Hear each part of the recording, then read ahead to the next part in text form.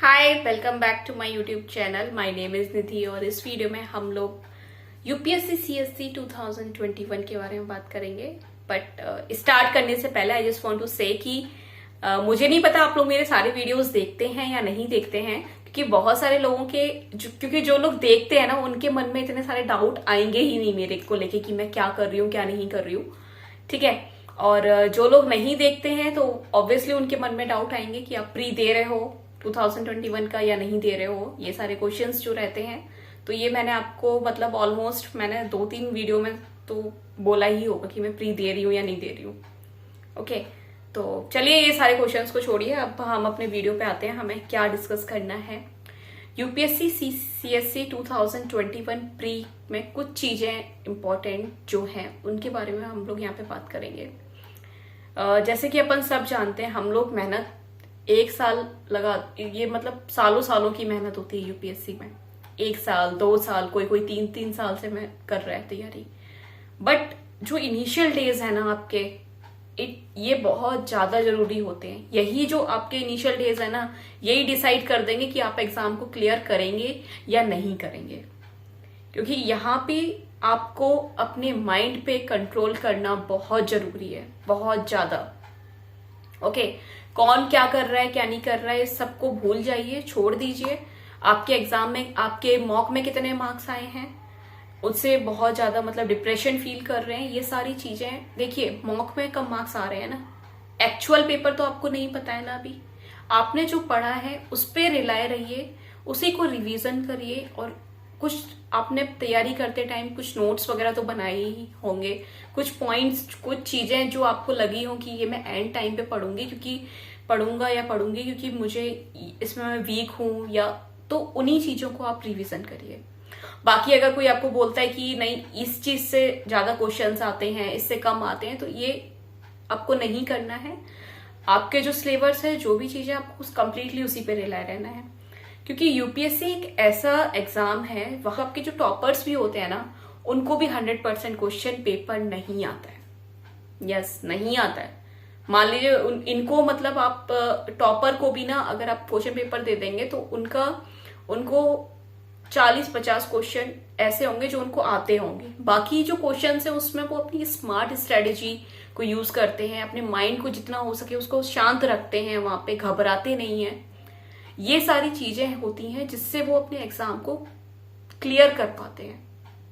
ठीक है, elimination method use करते हैं और क्वेश्चंस उतने ही करते हैं जितने की जरूरत है और जितने उन्हें आते हैं। एक्यूरेसी इज वेरी इंपॉर्टेंट, क्योंकि अगर आप एक्यूरेट नहीं है ना तो भी आप निगेटिव में जाएंगे। निगेटिव मार्क्स, अगर आपके निगेटिव मतलब आपके क्वेश्चंस बहुत ज्यादा गलत भी हो जा रहे हैं तो भी आपको कोई फायदा नहीं है। और एग्जाम में कितने क्वेश्चंस अटेम्प्ट किए इससे मैटर नहीं करता, एग्जाम आपको क्लियर करना है, ये मैटर करता है। ठीक है, तो ये चीज अपने दिमाग से निकाल दीजिए बिल्कुल भी कि मुझे इतना नहीं आता है। या क्वेश्चन पेपर अगर आपके हाथ में आएगा ना तो आपको सबसे पहले एक पहली रीडिंग देनी है क्वेश्चन पेपर को।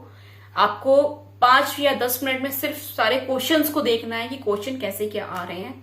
और उस टाइम जब आप फर्स्ट रीडिंग देंगे ना, दैट टाइम आप जो आपको क्वेश्चंस आप श्योर है कि ये वाले क्वेश्चंस मुझे आते ही आते हैं, उन पे टिक मार्क करते करते आप करते जाइए। ठीक है, सेकेंड रीडिंग जब आप देंगे, सेकेंड रीडिंग में आप कुछ ऐसे क्वेश्चंस उठाइए जिनमें आप एलिमिनेशन मेथड से जिनको आप कर सकते हैं, या आपको कुछ नॉलेज हो किसी चीज के बारे में, तो उसको आप उठाइए सेकेंड रीडिंग में।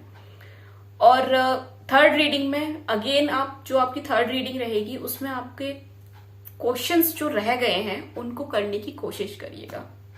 ठीक है, बट अगेन कोशिश करनी है, वहां पे ये नहीं है कि आपको नहीं आता है लेकिन फिर भी मैं ABCD करके आप तुक्का मार रहे हैं उसमें।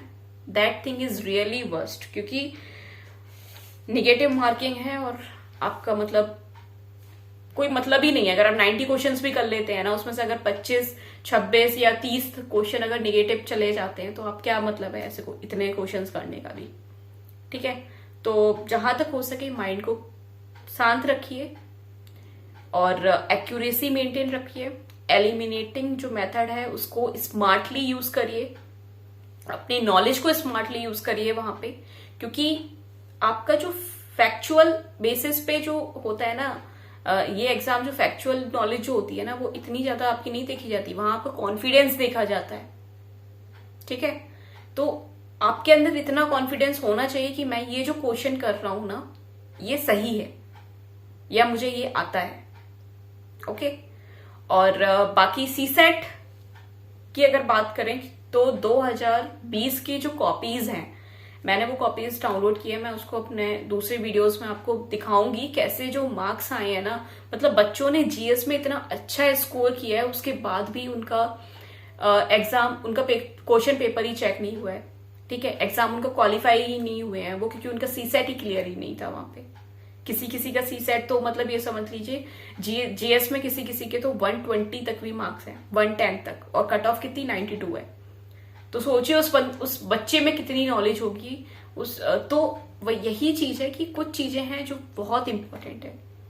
सीसेट पे भी बहुत ध्यान देना है आपको। जो क्वेश्चंस जो इजी, जो आपको लगते हैं ना कि मैं ये कर सकता हूं, उसमें श्योर हो, वो क्वेश्चंस पहले करिए, और जहां तक हो सके उतने ही क्वेश्चंस करिए जितना आपका कट ऑफ, जितना आपका जो पासिंग मार्क्स है उनको क्लियर कर दे। ठीक है, आपको खाली उसमें पास ही तो होना है। ठीक है, उतना ही करना है उसमें।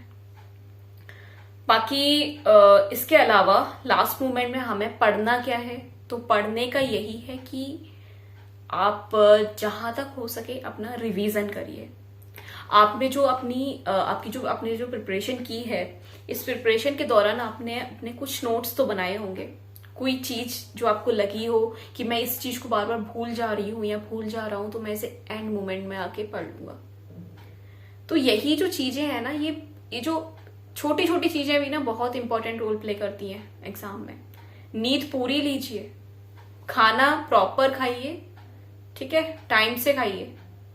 तो इससे क्या है, आपको थोड़ा एनर्जी फील होगी, वरना आप डिप्रेशन में जाएंगे, आपको नींद नहीं आएगी, और मतलब एग्जाम वाले दिन तक ना आप बहुत ज्यादा लो फील करेंगे। ठीक है, तो ये सारी चीजों को अवॉइड करना है, और जहां तक हो सके एग्जाम पे ध्यान दीजिए अपना, और लास्ट मोमेंट में जो रिवीजन के लिए रखा है उसको रिवीजन करना है। स्पेशली तो वैसे तो स्टैटिक पोर्शन थोड़ा बहुत जो रहता है वही रिवीजन के लिए रहता है। बाकी आपने जो भी अपने लिए रखा हो रिवीजन के लिए, उसको आप रिवाइज कीजिए। एमसीक्यूज हैं तो एमसीक्यूज को रिवाइज कीजिए। Okay, and one more thing I want to say, मैंने कल से जो मंथली जो आपकी करंट अफेयर्स जो होते हैं ना, क्योंकि बहुत जो बच्चे थे उन्होंने यही बोला था कि करंट अफेयर मोस्टली एग्जाम्स में आते हैं, तो करंट अफेयर कुछ ऐसे मतलब हम लोगों को मिल जाए जिससे हम उसको फास्ट रिवीजन जिससे हम कर पाए उसका। तो मैंने एक वन लाइनर करंट अफेयर की सीरीज का स्टार्ट किया है कि monthly one liner current affair रहेंगे, और ये आपको मोस्टली एग्जाम्स में हेल्प करेंगे। बट ऑब्वियसली ये आपकी यूपीएससी में हेल्प नहीं करेगा।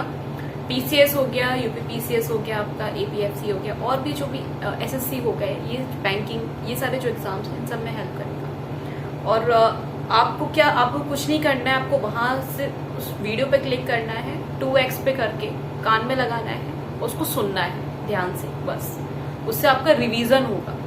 ओके, और बाकी if you like my videos then please like, subscribe and share it. Thank you. मिलते हैं नेक्स्ट